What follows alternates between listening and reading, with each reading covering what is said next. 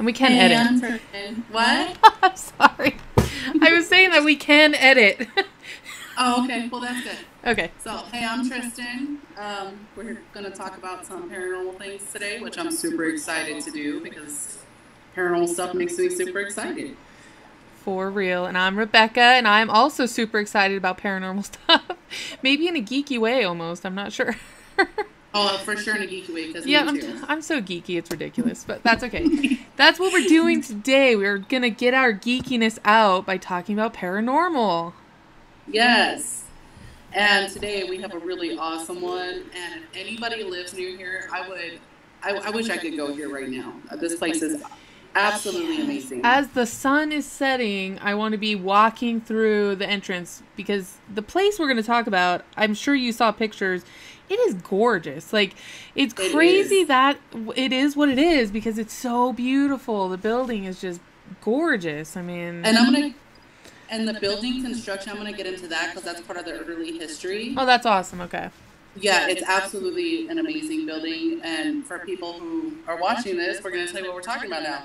We are going to talk about the Ohio State Reformatory. Oh, the OSR. Yeah, and this place is amazing.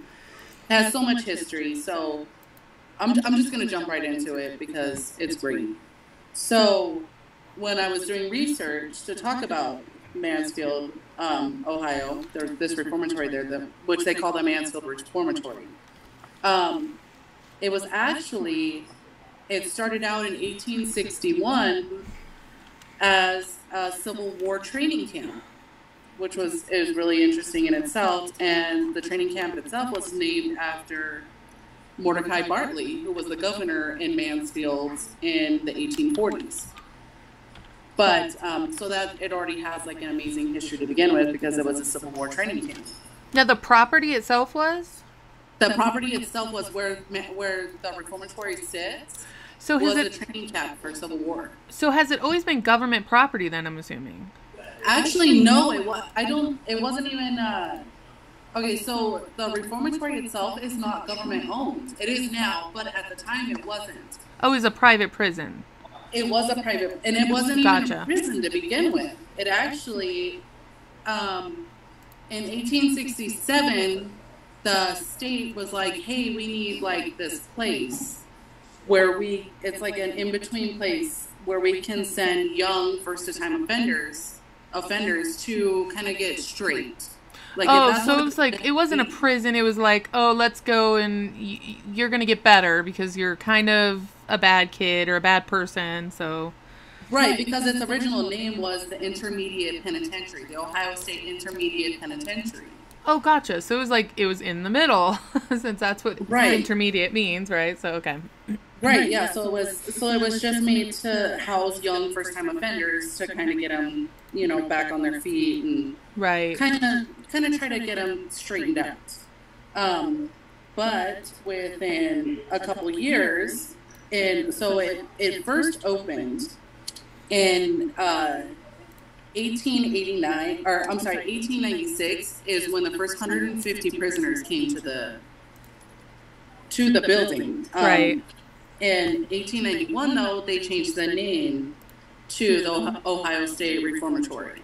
Gotcha. So it's had a couple different names. Of course, the property was named something else as the training camp. But interesting that the first 150 prisoners that came to the reformatory, 11 of those died already. Like within the first few years, 11 of those prisoners died. Now, is it like... We don't know how they... I can't find anything on this. So it's crazy, yeah.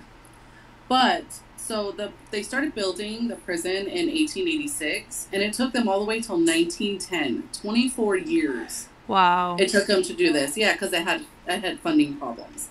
Because the state actually bought, like the local people actually pulled together funds to buy the land.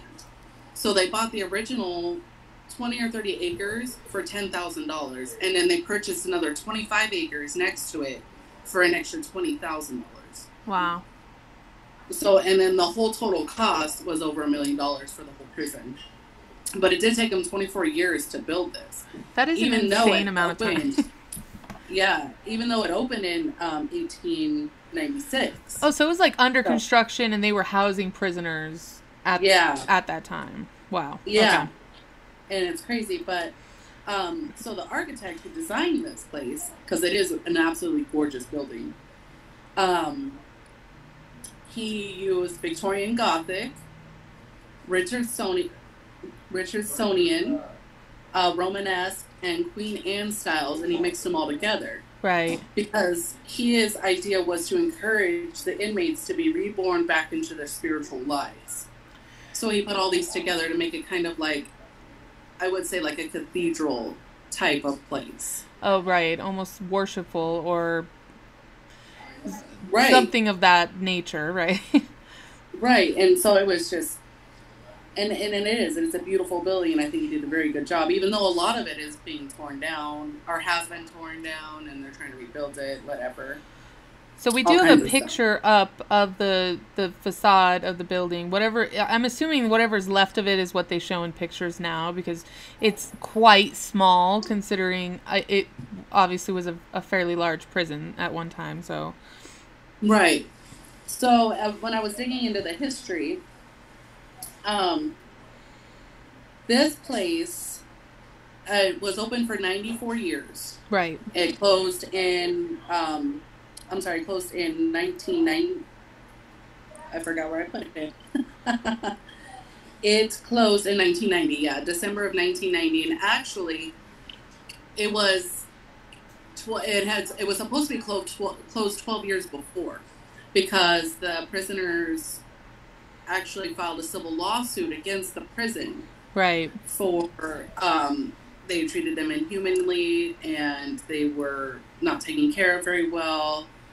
And it was overcrowded, and so they won their case, and it was supposed to be closed 12 years before 1990. Right. But because they had an issue building a new prison to house all these prisoners, it took them until 1990 to close. So, but in their 94 years, they had over 154,000 inmates. That is crazy. Yeah, it is. And as far as I know, like, the only people that have been buried on the land is 215. That's how many gravestones they have. So I can't even imagine how many people actually died there that they never reported. Because what I've read about this place, it was absolutely horrid to be here. Yeah, that would kind of make sense about some of the stuff that I also read that I'm sure we're going to get into. But yeah, I mean, I know that, they shut down there was a lot of overcrowding, so they just didn't have enough space for the amount of people that they had coming in, which is just crazy. I don't even know, like, I couldn't imagine going to prison there. It was actually meant when they built it to just house one person per room. And sometimes they would have, all the time it was two, but sometimes it would be more, like in the hole. Right. In their solitary confinement.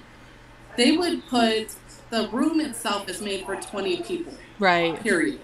And they would have over 100 in there at one time sometimes. Wow. So they would, that's how overcrowded it was. Right, okay, so that... I think could you imagine 100 people? No, in a tiny room. It's like, I don't even know the size of my bedroom, but if 100 people were in here, I feel like that would be insane. Like, you wouldn't be able to move or breathe or do anything without... And it's funny because that actually ties into a lot of stories that I heard about the hole specifically, and it was a terrible, terrible place to be in from everything that I heard. A lot of it's rumors, because in a place like this, I can imagine it was hard to keep track of or keep records of things that happened. And they probably weren't willing to keep records of some of the things that did happen. So it was, a lot of that stuff I hadn't even known about. So that's interesting. It is interesting, yeah. And it's, I'll let you get into the reports that they've had, but as fact-wise, I know that in the hole itself, one man hanged himself. Wow, okay. One man set himself on fire. And then they put two guys in there at the same time, and only one of them came out because he killed his cellmate and shoved him under the bunk. Okay, so I think there's a lot of stuff that is turned into legends and myths. So I had read something, I think it was like a riot, and they had put like 26 people in the hole at like once, and apparently one guy ended up being killed, and he was under the bunk for like a month, and they didn't even know until they came to let the prisoners out, because they would keep them in there for months at a time without ever like letting them out. And apparently it was near darkness almost always, so right. I couldn't even imagine that. But that must be where, you know, things get inflated. So two guys go in, one comes out. I think I read that specific, you know, tagline somewhere. And then obviously that got inflated to, well, there was 26 guys and one ended up being shoved under the bunk because whatever happened, we don't even know, right? So right, but see, for me, I mean, it could have been either way, honestly, with the way that they kept records back then to begin with. Yeah. And then they were so, like, shady about all their shit they used to do. Right. You know, so it could have been 26, honestly. Well, yeah, I'm sure they don't. Who wants to admit, you know, it's funny because the warden there, I can't remember his name. I know his wife was Helen. But he was said to be a really good guy. Like, people respected him, and he was, you know, not just the guards, but the prisoners actually respected him. But I have to wonder what kind of a guy he actually was if things like that were happening. I don't know if he was such a good guy or not. Right. I don't know either, because I also heard that he was a very good guy. Right, yeah, that was pretty standard coming from people. Everybody knew, but I mean, think about how many people are in and out of this place, how many employees you have, because not only do you have the guards, but you have the cooks, you have the groundskeepers, you have all of these people, you know what I mean? And then on top of that, you have inmates. So you don't actually know what is going on. Right. You know? I mean, and I'm sure the inmates outnumbered even the general employees there, probably, you know, 5 to 1. We all know that there aren't enough guards usually for every single prisoner that they have in a place, no matter where you're at. So that's always something, right? And then, yeah, just the employees alone. They must have taken thousands of people to run a place like this, though, really. Really, yeah. So that was what I got from the whole. In 1948, and I don't know of anything specific paranormal-wise that is connected to this, but I just thought it was an interesting bit of information. In 1948, the farm boss is what they called him. His wife and his daughter were kidnapped and killed by 2 inmates that had been paroled, and they were coming back to get, like, vengeance.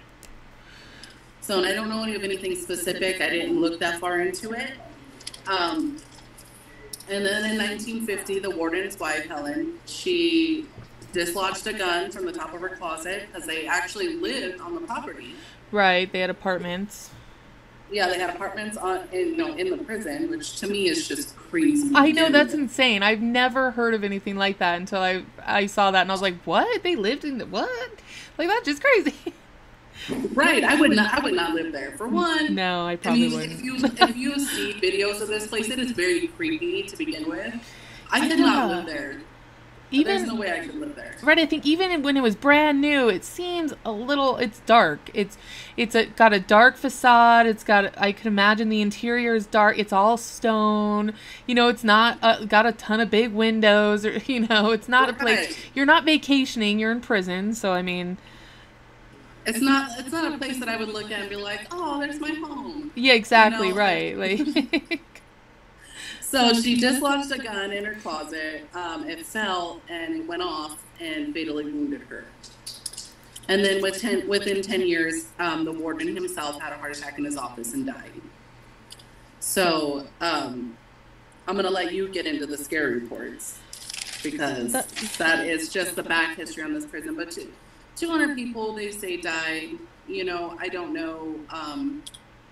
It's probably a lot more than that. Well, I couldn't imagine, you know, over 100,000 people, you know, living there for years at a time sometimes. I couldn't imagine it was 200 only, you know. It has to be way more than that.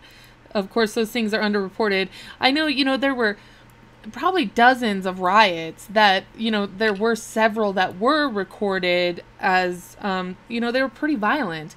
And it's not just inmates being violent against each other, but there were a lot of reports of the guards would be extremely, extremely abusive to prisoners.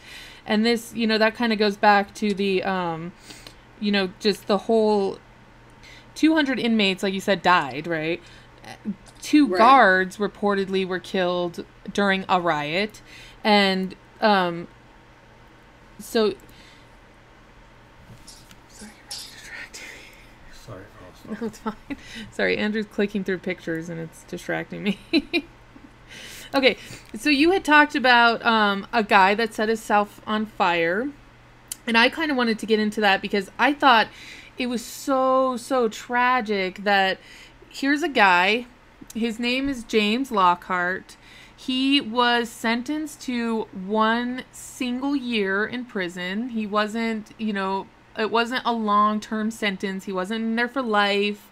But apparently he had gone and he was doing something and he got a hold of kerosene. And the story goes that he went back to his cell and proceeded to pour kerosene all over his body and light himself on fire.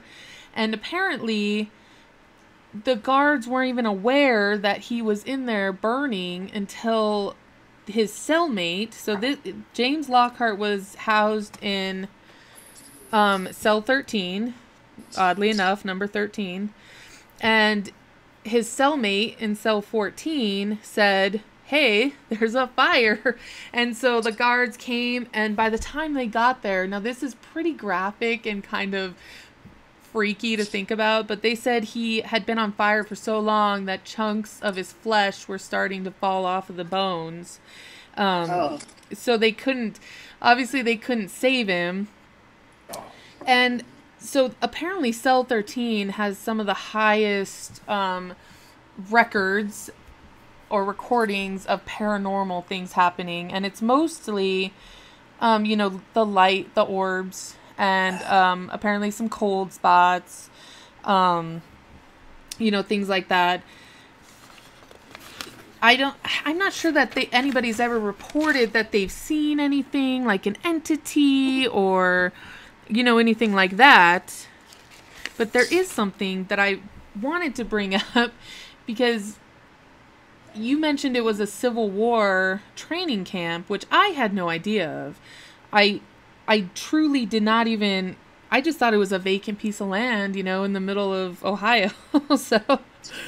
So you bring it up, and I wonder if it has anything to do with the reports of apparently, in its heyday, inmates would be terrified of things that happened at night. Like, they would genuinely be really terrified to go to sleep. They would constantly be telling the guards how things are touching them in the night, and how apparently several inmates on several different cell blocks would report hands grabbing their sheets, and it made them feel like they were being tucked into bed at night. And so, and I guess a couple of inmates even would report where they would look over the edge of the bed, and when their bed sheets had been untucked, they're now tucked in under the mattress, like something had come along and, you know, tucked them in nighty-night style, which really kind of freaks me out. That is a little freaky, I will admit. That is kind of creepy. I had not heard any of those claims yet. And that's crazy because it was a Civil War training camp. I don't know how many people died before then. They didn't keep records like that. But it just sounds like maybe from the very beginning that this land was not a great place to begin with. Right. I wonder what kind of, it would take a lot of in-depth search to find out what the land is historically. I mean, we don't even know. It could be a Native American burial ground for all we know, which sounds so like trite and, like very like cliche. Yeah. Yeah, exactly. But you never know. Like, you have no idea. And there is something to that, I think. Totally, I believe that land itself could be haunted. I agree with that 100%. Just, something awful happened there, or like somebody is buried there, because, right. I mean, they're just, their spirits, their energy, they're going to stay where they were. Right. I would think, So maybe it's just from the very beginning, just not a good place to begin with. Yeah, and I think that's, it's a good possibility. I mean, Ohio was settled a number of hundreds of years ago. So, and I'm sure Native Americans had some point had passed through there. They had to have, right? So, yeah.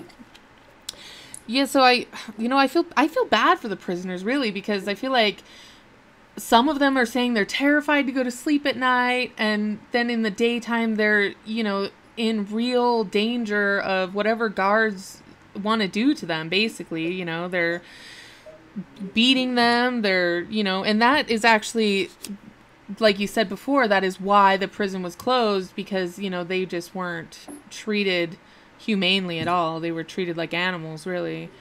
So it was just... Yes.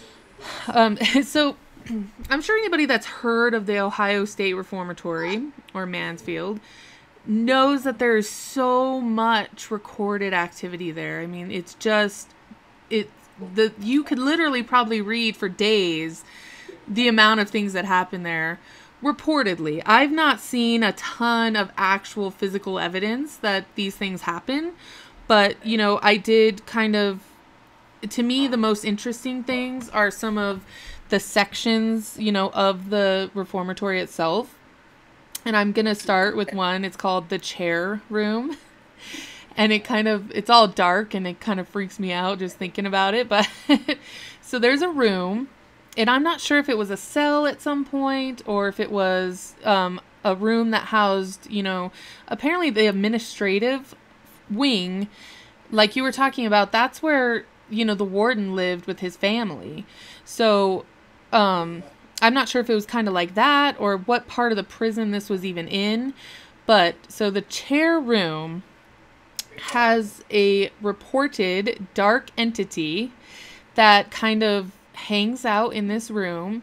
And the reason they call it the chair room is because the only thing in the room is a chair. And I kind of saw pictures of it, and it looks like a really creepy, like, it kind of looks like, if you imagine what an electric chair looks like, that's exactly what it looks like to me. Like, it's kind of like an old wooden chair, and I don't know if it's authentic to the building, like it is left over from when they closed the prison or whatnot, but it's a genuinely creepy looking chair. And so people say that when you go in this room, there's a very oppressive, dark feeling, and the chair is the center of this. So I know that he's a paranormal investigator. I don't know his name, obviously, but he was sitting in the chair and he got scratched. And so that's one of the only ones that I could find where a person is actually, like, attacked by this dark entity, but he was scratched. And apparently this entity doesn't like it when living people put their hands on its chair.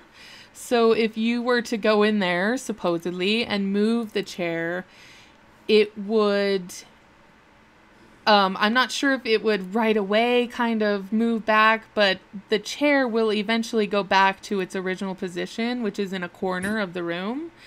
And it always sits in the corner. Even if someone moves it, it is in the corner again.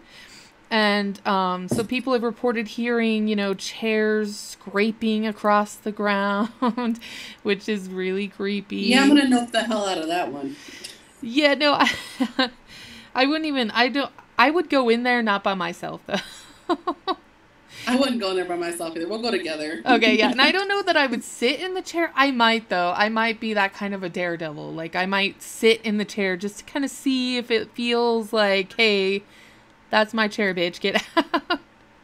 I think I would sit in the chair. I think I would. But I wouldn't do it. I would not go in the room by myself. But No, I think never. I would sit in the chair. No way. I think it would be an interesting just to see how it feels. Right. I mean, if it's as oppressive as people say it is, I mean, I think that would be, and like I said, there's so many places in this prison that people have gotten feelings or seen things, and it's just, I think it would be impossible to talk about every single one. So, I don't know what you know or what you have over there on your side, but I did just get a few of them. So you had mentioned the warden's wife, Helen. Yes. It's so tragic, I couldn't even, it's just, it's so sad that, I think she was getting like a jewelry box out of her closet and accidentally like grabbed a gun or knocked a gun and ended up, shooting herself, which is terrible. Now I did hear there were rumors that maybe the warden himself actually shot her and used the jewelry box story as kind of a cover-up for him killing her. And, of course, those were never substantiated. He died in the prison. He was warden for, the whole time after his wife died. So, obviously, those aren't really substantiated rumors, but I think it's kind of interesting that he then had a heart attack in his office. Which, of course, if he spends a lot of his time there, that's maybe not so shocking, but interesting nonetheless, Right, because isn't the office located near where their quarters were, wasn't it? So it was in the administrative wing, which is where their apartments also were. So I think they would have to be adjacent to each other in some manner. I haven't seen the exact layout. So a lot of the building is not really restored. It's kind of in disrepair. So I'm thinking that they don't necessarily go to every single room that they have in the place when they do the tours, which we'll talk about a little later. But that would be interesting to find out. I wonder how close they are to each other. Just curiosity, It's like, but I mean, because of the reports, you would think that if, I'm going to tell you right now, I'd be pissed the hell off someone shot me. No, yeah, I would haunt the shit out of someone if I could. Like, you're never getting a decent night's sleep again. Guarantee. Never. Like, seriously, it's sorry, but that's just the way it is. You don't screw me over or I'm going to make your life hell. Right. I may cause you to have a heart attack. Yeah, right. Right, maybe she came and scared the hell out of him, and that was it. Right. You never know. She's like, yeah, shoot me, see what happens. No, but Helen, it was so sad. But, so that kind of goes along with my next room that I chose, which was her bathroom. And so she had a bathroom, and it was called the pink bathroom because it has, even still, I've seen pictures of it, and I don't think they did much to change it. It still has pink walls. It's a big bathroom. But apparently people claim that they smell roses when they're in this bathroom. And I am wondering if that was Helen's scent, because it seems like if that's her bathroom and she's kind of hanging out near there, which we don't know, but she might be, that her scent might be following along with her. And I just kind of used that one because I felt so sad for Helen. And then, the warden, I wish I had written down his name, but of course I didn't. But I felt so sad that they, both died in a terrible place. I'm like, it's a prison. Right. It's not like, they didn't die in, a nice mansion or something. It was a prison. So it was, right. Dark and dank and filled with hatred, which is a terrible, terrible way to go, I think. But right. Oh, I agree. I wouldn't want to live there, period. No, I mean, work there maybe if they got a good salary and a good, insurance plan and all that, maybe, but yeah, So yeah, that's Helen's story, and As tragic as that is, I wonder if she has some of the responsibility for some of the other stuff that they kind of claim goes on in the prison, you know. Well, actually, I don't know if you had gotten this, but because I actually know something of the Mansfield Reformatory, because I've read about it and I've watched some documentaries about it. That in Helen's bathroom, they also report malfunctioning equipment. Like as soon as they walk in there, their cameras die. Oh, interesting. As soon as they leave, they come back on. Yeah, so they have their malfunctioning equipment. They've had reports of cold spots. Yeah. And they've even caught disembodied voices. Oh, now are those? Right, it sounds like a conversation between the warden and his wife. Now that would be interesting. Are those like? Can we look those up at some point? Do you think? I think we could, yeah, because those are the voices I read about. I actually watched a documentary where they had malfunctioning equipment. So I'll find it for us. We can put it in the link. Yeah, definitely. That'd be really good. So that way people can look it up too.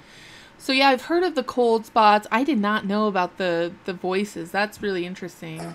Yeah. That's good to know. I'm gonna want to hear those, I think. Oh yeah, it's very cool. Maybe not before I go to bed, but we'll see. You know, I always do that. I freak myself out. I listen to things like this, and I watch shows, and then I lay down and I'm like, wow, I'm never going to go to sleep.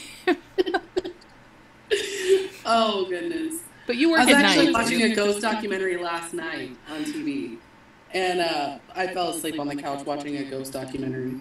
So I will never fall asleep watching anything to do with ghosts, either because it's interesting or because I get too afraid. So, so we had mentioned before the basement, and I thought it was interesting because you talked about the 14-year-old boy, but everything that I've read, I can't figure out who this kid was, what he was doing there, but supposedly he was in the basement, and so these are kind of facts that, and I say that loosely because how much do we know that they're facts, but he has been in contact with, like a medium or something like that, and he has relayed from the other side that he was beaten to death by prisoners in the basement.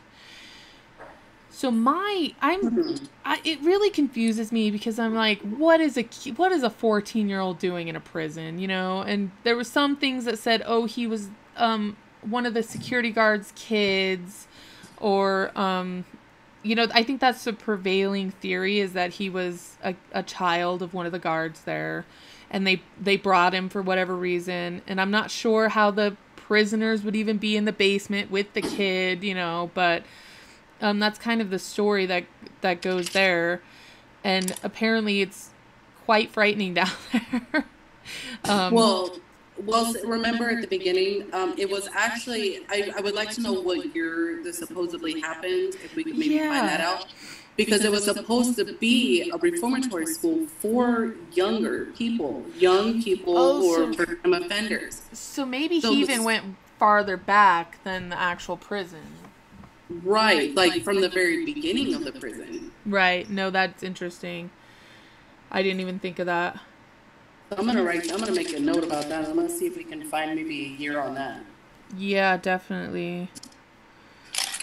Because if we can find a year, then we can maybe corroborate some of that story, Yeah, most definitely. I prefer things that are facts, not just hearsay.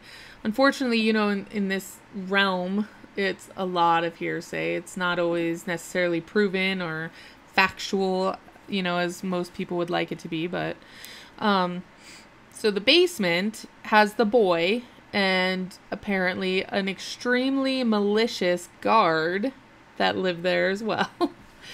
And now I don't know if the guard and the boy maybe have something to do with each other, or if they're just sharing the space, post life. I'm not sure. But apparently this guard is extremely malicious. And, I couldn't find any specific events necessarily, but just that it's really, really oppressive and dark down there. It feels not good. And I'm not even sure if the basement is included in most of the tours. That's something I might have to look up too, because I wonder how many people are actually allowed access to the basement. Right, you wouldn't think that it would be safe because it is a very old building. Yeah, and no, basements, on a general note, are just creepy as shit most of the time anyway.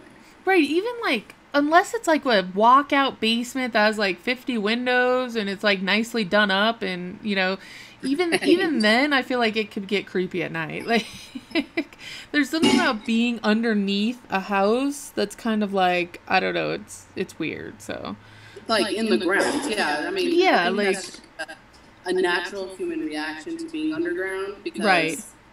Like we're taught that when you die you're buried, and then to be underground. Oh, right. So there's like that simile of, oh, well, I'm underground now. Like, right, and I think it's just an unconscious thing that goes through your mind that you don't even know that you're thinking of, but you're like, hey, it's kind of creepy down here. Right, because literally every ghost story right. from like the 70s has to do with the basement. I'm not even joking. Yes, that's true. That's totally true. Like, yeah, even like, right, I was off subject a little bit, but I had a friend and she was telling me about how her basement's like kind of creepy, and I'm like, that's weird. Like, even though it's like a nice basement, that's where her bedroom is, and it's creepy. And I'm like, that's strange. Every basement's creepy, I think. Like, and I don't know, I kind of have to agree, because Dustin and I's old house that we just moved from had a basement. Oh, that's right. That was your bedroom, right? Yeah, it was our bedroom. And it was dark in there because we didn't have, like, we had windows to the outside, but, like, one of them was, like, it led to under the front porch. And then the back one had, like, what? A covering thing. Yeah, it was weird. I don't like that. And then the back, the other window had, like, a covering thing around it. And then it had like, over the top of the hole where the window was, right. was, like, a cover so that water didn't go down into the hole. Oh, gotcha. And so, like, if you turned the lights out in our room, it was completely pitch black in our room. So, I mean, I can understand the creepiness factor there. No, yeah, that's totally, like, yeah. I don't like being in basements by myself, usually, so... I don't know. I slept down there during the day, so it wasn't as bad, I don't think. Yeah, the daytime, I don't know. I feel like once the sun comes over the horizon, then ghosts can't get you for some reason. Maybe I'm just cuckoo. I don't know. I don't know. But really, if you think about it, all reported sightings or happenings and stuff like that happen, like, from dark on, Yeah, and then you get this many during the day. Right, and then you have the witching hour, which it used to be used to be 12 in my mind, but now I've come to realize it's 3, which is weird. But can I turn a light on, or is that not allowed? I wonder if the 3 a.m. rule is like a newer thing, because if you think about it, like when the time changes for most everybody in the country, it's at like 3 o'clock. Oh, interesting. Yeah, so, that might be like. So, like, when you go to, like, the winter solstice, that is the longest night of the year. Right, 3. Oh, yeah, I see what you're saying. Interesting. Right. So, maybe, like, 3 a.m. is, like, a newer concept. I don't know. I'm going to maybe do some research into that. Anyway, back on, because we've gotten off topic now. I know, it's so, right. So, one of the last things, I think, haunting-wise, because, we've talked about, there's... cold spots are really prevalent in the prison. Apparently you can be walking almost anywhere and come across a cold spot, and they don't have any explanation for them. They're kind of just one of those things that happen, apparently. They're like in the dead of summer, it's going to be so hot, and all of a sudden you're in a cold spot, and right, which is crazy. And the cold spots and the orbs. Apparently there's lots of instances of people taking pictures and they're getting orbs. Lots and lots of orbs. which I always find extremely fascinating. I wish I could take a picture and have an orb in it, honestly. Maybe not like in my house, but somewhere else. Of course. Yeah, no, yeah. Well, see, I don't know. I'm flip-floppy on orbs because so a lot of orbs can be just dust particles. Right. Like, to me, I would rather see a video of an orb where it's moving erratically, right, where it's not like in a specific pattern, or anything like that. Like, pictures of orbs are kind of, they could be either or, No, yeah, I guess I would agree with that. It's not, there's no set, like, everybody agrees on what an orb is, because that's just not true. I mean, especially with photos, I think if your lens is dirty, or like you said, a dust particle, a bug, like, it literally could be anything. Right. Right, because I was actually just watching something, and it was a very compelling video. When you saw the first video, it was from a like a CCTV type thing, right? In a school, actually, in an old school. Yeah, schools are creepy too, for more than one reason. Right? Why are schools so creepy? So they caught this image, right? And the image, and on the surveillance video, it looks like that it's walking out of the bathroom, right? Well, the people making the show actually go in there and they get up on ladders and they're like, well, could this be something else? Because it was a very compelling video. It was absolutely awesome, actually. And I was like, holy shit, look at that. And I was about it. But then he's like, it's a cobweb. I'm like, no! Son of a bitch. You're like, no. He's ruined the damn ghost.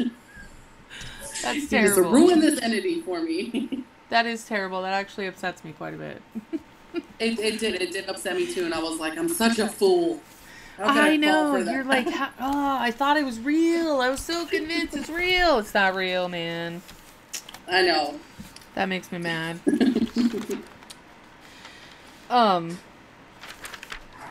So I think one of the last things, like I said, I wanted to talk about was Phoebe Wise, and you had brought her up before I think we started recording, but and please jump in with any information you have, because I wrote down very little, even though I read quite a bit about her.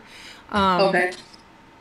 So basically what I have is she is a lady that lived on the road. Reformatory Road was what it was called. And she had inherited a farmhouse from her father, and she kind of just lived there by herself, and she was kind of a recluse, and a lot of people were really suspicious, like, why is she a recluse? And a lot of the people in the town got this idea in their head that she was actually super rich, and that she kept all of her, like, treasure or money stored in a secret place in her house, which kind of led to people robbing her. I mean, there was an instance where two men came into her house and basically tortured her to tell them where her treasure was, and I think they ended up getting like a ring and like a necklace maybe and a pocket watch or something like that, like just so insubstantial as far as treasures go, and but they had tied her up in a chair, and they had actually like put fire to her feet to try to get her to talk about where her treasure was hidden. And something I had read said that she'd been robbed more than once, but this is the one that I could find where like they were actually not very nice to her, trying to find something that probably didn't exist to begin with. So right. And then of course she had a stalker, which I think every woman should aspire to, as long as they're nice stalkers. But who doesn't want to be so loved that you're stalked? But she got this stalker after the robbery, and I'm not sure if he was so convinced that she was like rich and had all this treasure or not. I'm not sure what his motivation was, but he did stalk her a lot, looking in her windows and, kind of just hanging around her place. And I think he was arrested for stalking her. And when he was released, he went right back and started stalking her again, and kind of going so far as to say, Phoebe, marry me or kill me. And she did just that. And not the marry part. She killed him, dead, because he said that to her, which is kind of asking for trouble, I think. But I agree. I mean, who says that? Marry me or kill me? Well, I don't like you that much, so that leaves one option. Sorry. Right. And I have read that, yeah, she killed him on her own front porch. Yeah, no, which I'm like, good for her. And I think I read like a newspaper article from back when it happened, and they were like, they were actually happy that she had done it. They're like, practically good for her, because this crazy guy's stalking her, you know, so. Right. See, and I had read that the robberies and the stalker and her killing the stalker actually is what made her become a recluse. Okay, because I kind of did read that too. But I wasn't sure, because it did mention that she, maybe not a recluse, but she didn't leave her house a whole lot. And I think that's what gave people the idea that she, and like she never went to the bank, they said. So they kind of got this idea that, oh, she doesn't keep her money in a bank. Well, where is it? You know? Right. I think not realizing that she was pretty destitute. She didn't have a whole lot to her name, so. Right. Did you get into any of the paranormal happenings involving Phoebe? So I wanted to give her backstory, because I have to wonder if the things that people report about her are because of the kind of the life that she led on this property, you know. So some of the most prevalent cases, I think, are people are driving down Reformatory Road and they see her, and there are pictures of her, so I'm guessing that they are fairly convinced that it's her, but they see her standing on the side of the road acting as if she's hitchhiking, which I'm not sure how prevalent hitchhiking was back then, but I think a lot of people did actually hitchhike. I don't know if she ever did, of course. That would be something that would be interesting to know about her, but it seems as though she's hitchhiking, and when they, you know, kind of do like a second double take, she's completely disappeared. I don't know. Yeah, that's kind of what I got to, because I don't know, her story was sad to me, you know, like. Yeah, she lived by herself, and. Yeah, and she had become like a hermit, you know, and that like the local children would actually taunt her and call her witch and right, and you know, like, so her story seems very sad too, and to live so close to the prison, you know, where so many terrible things happen. It is sad, and I just wonder if she just couldn't let go because her life wasn't very tranquil and serene, so she kind of now is hanging around and trying to get rides from people, apparently. Right, she's got somewhere to go. She's trying to get the F out, man. She's like, I'm done with this place. So I actually was just going through my notes, and remember you talked about the man who burned himself? Yes. In cell 13? That was the East Cell Block, right? And right. I read that there are actually reports of him showing himself to visitors. Oh, interesting. Yeah, I just read that. I was like, oh. Yeah, I read reports of people have actually seen him. Now that's kind of cool, I think. I think it is too. So that would be neat. I really want to go to this place. This place is amazing. Just not because it's haunted, because I think every haunted place is amazing, but because it does have a lot of history, and it is a gorgeous building. Right, the beauty and the history alone would, I mean... Right. Right, it's over 100 years old, and it's... I bet it looks exactly like it did the day they finished building it. I mean...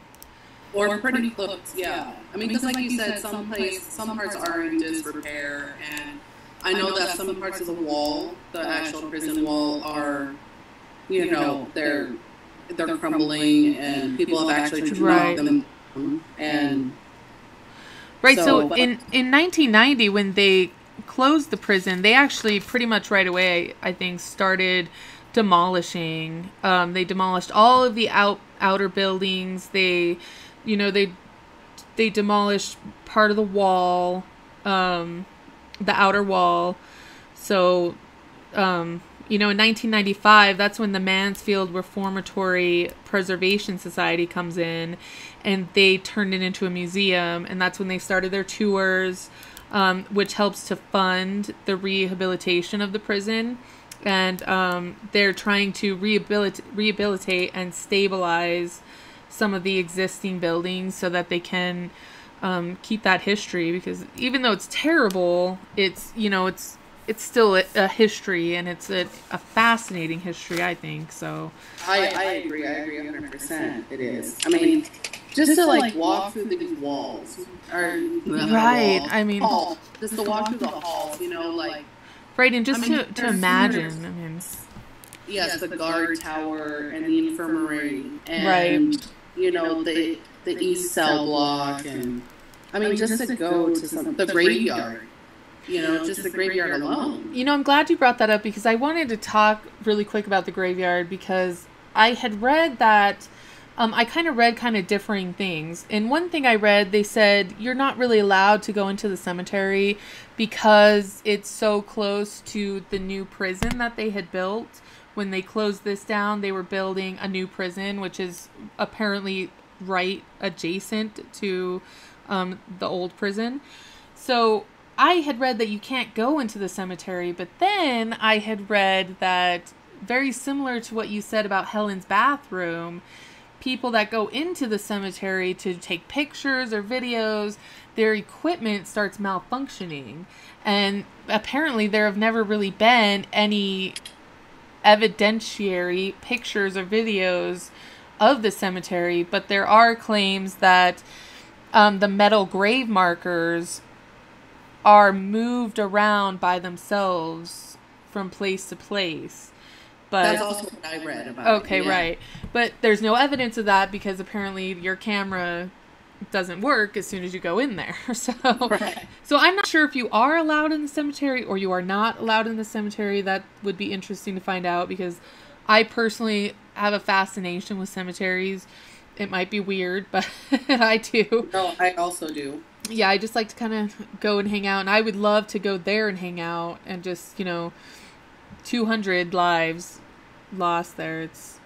It would be interesting, right. I think. So 200 documented. Yeah, I think that's important, documented, because we don't know really, right? So right, which I had read that most of those that are buried in the cemetery, most of those people that are buried in the cemetery actually died of disease. Right.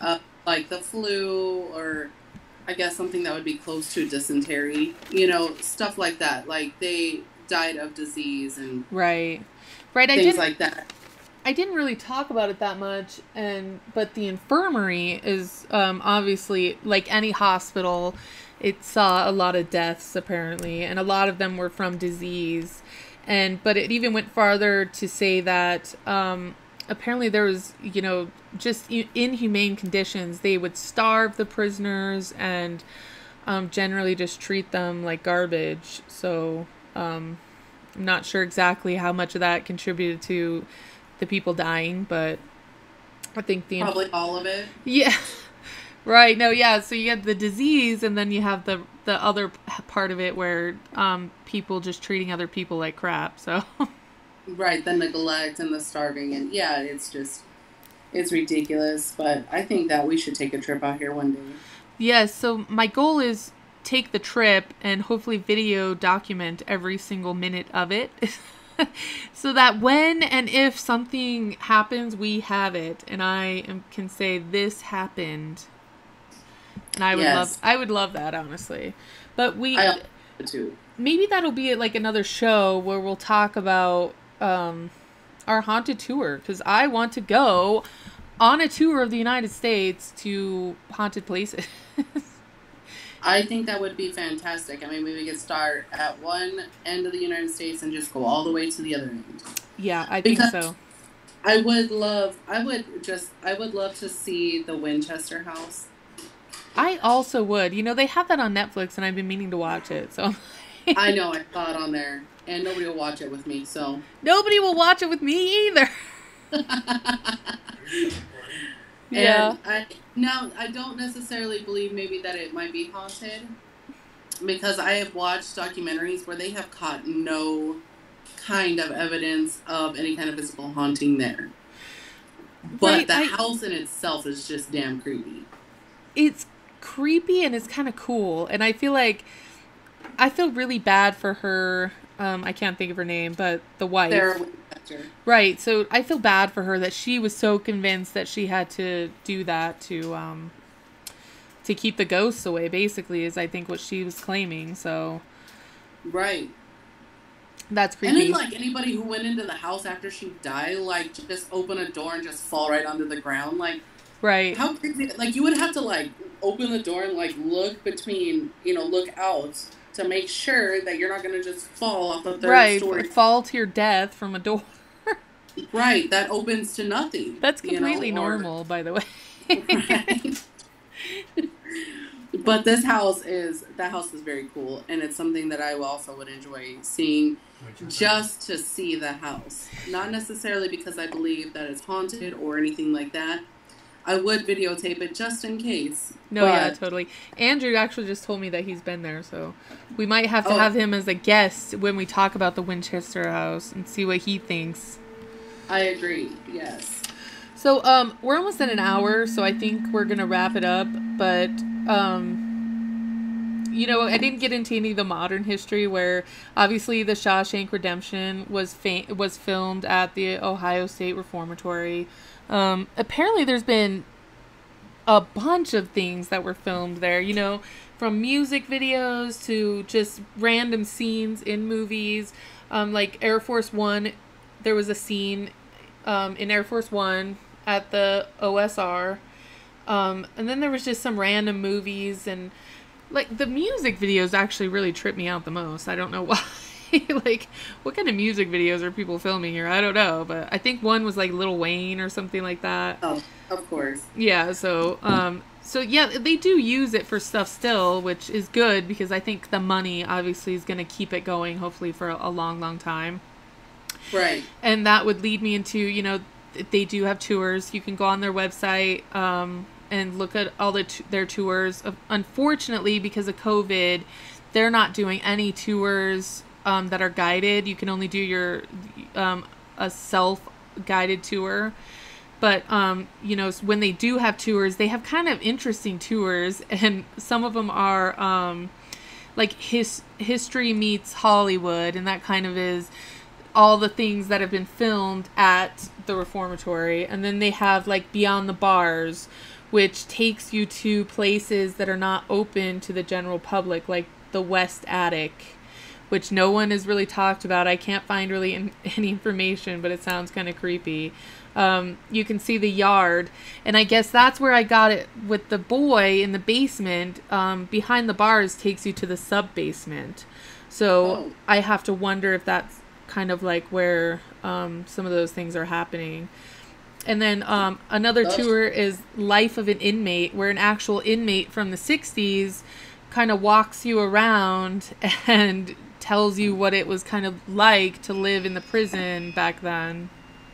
That is. And it's interesting because that is an adult-themed tour, and I got like really weird ideas in my head when I read that. I was like, what? But apparently there's strong language, graphic descriptions of violence and abuse, and so it's not for anybody under 13. And if you're 13 or between 13 and 18, you have to have a parent with you. That's obviously consenting. And then, of course, they have the Shawshank bus tour, which is actually kind of cool. I don't know if you've seen the Shawshank Redemption recently, or Okay, so you know kind of what it's like, but I've only seen that movie once, and it was like a long time ago. So I feel like if we went there, I might want to take the bus tour because they take you to 11 filming locations, and it's like a 4.5 hour tour, and you end up with like a walking tour through the sets, which I did want to bring up that the warden's office was actually used in the movie as the warden's office. And so they redid the whole entire office, and then they filmed there also, which I thought was really cool. And it's actually a very beautiful office, so that would be kind of interesting to see too. So and then they kind of have, they have paranormal tours there too. So they have an 18 plus paranormal, which is a public ghost hunt, and then they have private ghost hunts, and those are all 18 or older. And then I thought it was cool because they have stuff for kids. So 13 plus, you can do a ghost walk, which kind of they take you around in the dark, and of course 13 plus, so hopefully it's not too scary, but they take you on a walk through the tour at night, or through the prison at night, and then they have the ghost hunt class. And some of these things are really expensive. I mean, kind of out of the realm of possibility expensive, but like the ghost hunt classes is for 13 plus, and it is $115, I think it was. But they do like a whole, in the daytime, they like show kids all the equipment that they use for ghost hunting. And then at night, they do the walkthrough. So you get to do like, it's several hours of, where you're going through the prison. And I actually thought it was really cool. And if Callum was 13, I would probably do it with, as terrible as that sounds. But I think he would enjoy it if it weren't too scary. But I don't know. So.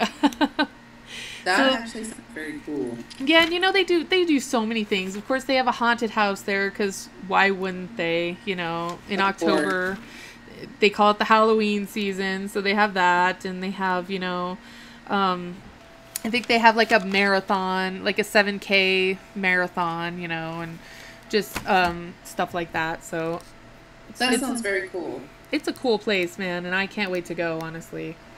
I know, me too. There's so many places in the United States that I would love to go. Yeah, we're going to have to make a list, and either we'll talk about them on the show in one thing, or maybe we'll do like an in-depth kind of a thing in each one, and so we know what we're getting into. I don't know. Yeah, no, I agree. Yeah, it would be something. It would be fantastic. We just need the money. So we need some subscribers and people that want to like kind of pay us to do these videos. That's what we need. Be fantastic. Yes. That would be great. That would. So I don't want to beg, but I might beg for subscribers at some point. We'll see what happens. I'll beg with you. I know this is just a test, and I'm not sure if we're even going to air this because, the Ohio State Reformatory is extremely popular. There's been so many, just in terms of investigations there's been a ton.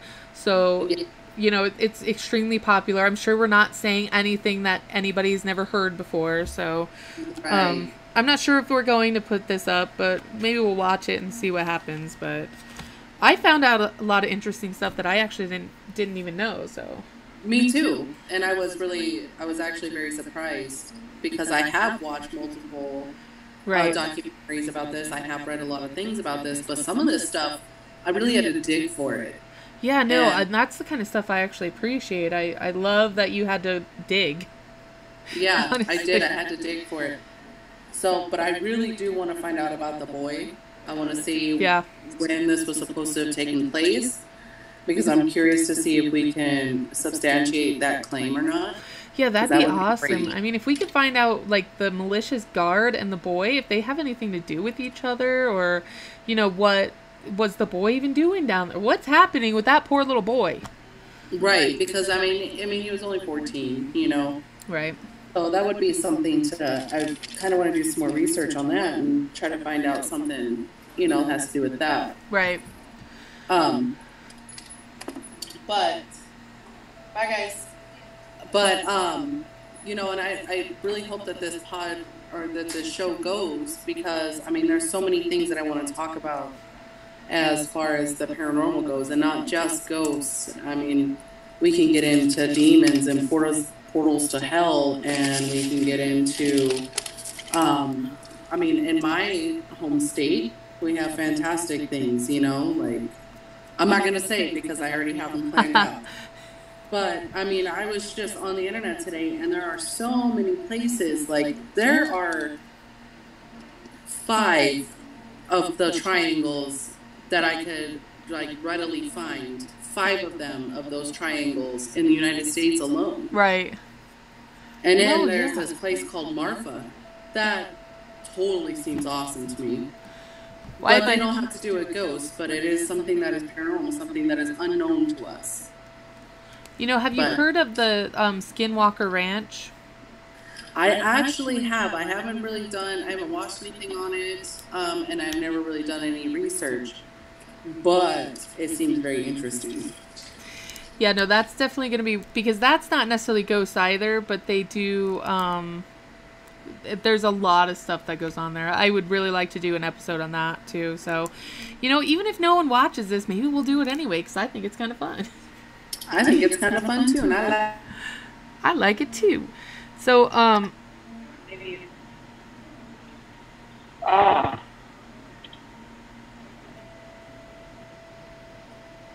shoot.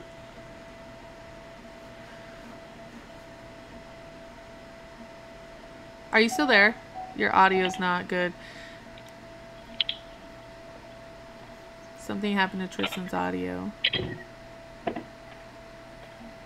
the recording? Yeah.